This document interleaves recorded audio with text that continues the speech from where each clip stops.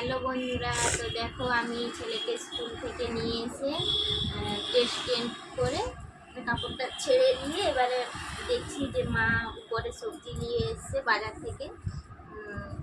আর মাছটা নিচে রেখেছে, মানে রান্না হবে মাছটা, তো ওটা দিয়ে পরিষ্কার করে রাখবে। আর বাজার কী কী এনেছে সেটাই তোমাদের সঙ্গে আজকে শেয়ার করবো বলে।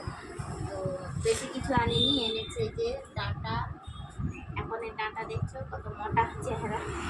আর এই যে ধনে পাতা এনেছে, ধনে পাতার তো এখন অনেক দাম, তো তাও নিয়ে এসছে মাছে দেওয়া হবে বলে। আর এনেছে টমেটো, আর এই যে আদা, আদা ছিল না, আদা শেষ হয়ে গেছে, ওই জন্য আদা আর আলু।